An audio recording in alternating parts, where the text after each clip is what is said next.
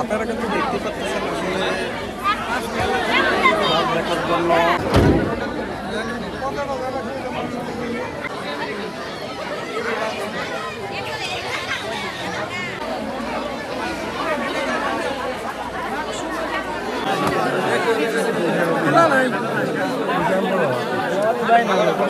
হত্যাকাণ্ডের সাথে যিনি জড়িত, আরো যদি কেউ জড়িত হয়ে থাকেন তাদেরকে আইনে দাঁড়িয়ে খুব বেশি কিছু বলবো না। আমি একটু এখানে যেহেতু মাননীয় সংসদ সদস্য রয়েছেন,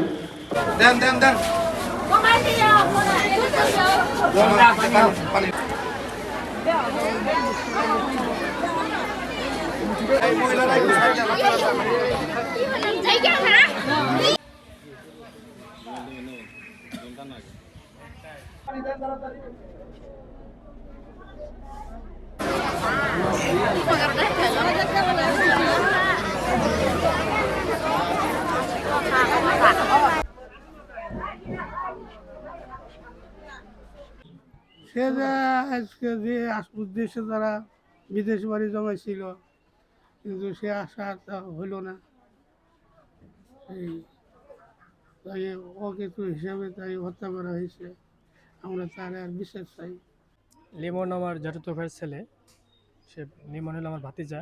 সে অত্যন্ত খুব মেধা ছিল, খুব ভালো ছেলে ছিল। সে গাজীপুরেই তার জন্ম, গাজীপুরেই সে ওখান থেকে পড়াশোনা করেছে।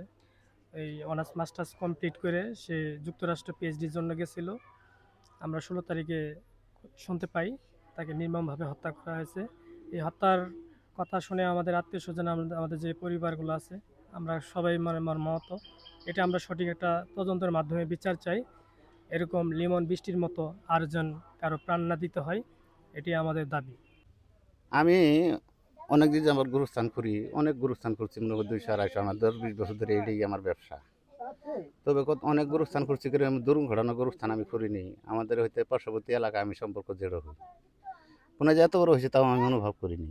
এই যে যে শুনলাম দেখলাম, আল্লাহ তালা যে নিগাল গায়ে আমাদের দুনিয়া সম্পদ টাকা পয়সাটা জিনিস, কিন্তু সম্পদ গাল গাড়ি হইলে আমি আফসোস। এই যে লোকটা এই দুর্ঘটনা ঘটাইছে, বাংলাদেশ সরকার যেরকম যেন বিচার করে, কিংবা বিদেশি সরকার যেন ওর বিচার দেহে অন্য পোলাফান যেন শিক্ষা হয়ে যায়, যে জীবনে যেন আর এই কাজগুলো না হয়। এই আমাদের কাছে আবেদন, আর কিছু না। আপনারা কিন্তু দেখতে পাচ্ছেন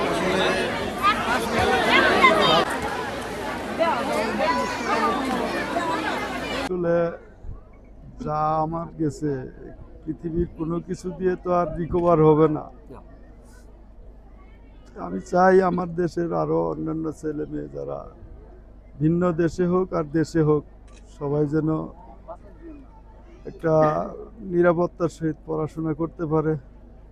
এবং আমার এই যে এক ছেলে বৃষ্টি, আমারও মেয়ে, বৃষ্টিও আমার মেয়ে, লিমনও আমার ছেলে, দুইটাই আমার সন্তান মনে করেই বলতেছি। ওরা যে উচ্চ শিক্ষা নিতে গিয়ে আজ তাদেরকে এইভাবে মরতে হইলো, এটা কখনো আশা তো কেউই করে না। কিন্তু আমি চাই যে পিশাচের হাতে এই ঘটনা ঘটছে, সেই পিশাচের যেন সর্বোচ্চ শাস্তি হয়। এই গ্রামবাসী না, এই মাদারগঞ্জবাসী না, আমার মনে হয় গোটা দেশ এই দুঃখজনক এই নৃশংস হত্যাকাণ্ডে গোটা দেশ শোকে মুহ্যমান। আমাদের সরকার জনাব তারেক রহমানের নেতৃত্বে বাংলাদেশের বর্তমান সরকার গভীরভাবে শোকাহত, মর্মাহত এই নৃশংস হত্যাকাণ্ডে আমাদের পররাষ্ট্রমন্ত্রী,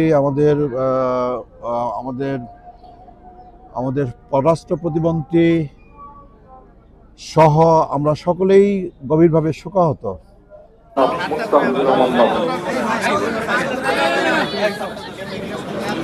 দাঁড়িয়ে খুব বেশি কিছু বলবো না। আমি একটু এখানে যেহেতু মাননীয় সংসদ সদস্য রয়েছেন, আমি সরভূত এবং মাননীয় সংসদ সদস্য জামাল ভুট্টিন, জনাব মুস্তাফিজুর রহমান বাবুল ভাই উপস্থিত। অল্প কিছুক্ষণের মধ্যে শুরু হবে। আপনারা দ্রুত একটু আমরা যখনই আমাদের জেলা পরিষদ আমরা কেউই আজকের এই জানাজার জন্য তৈরি ছিলাম।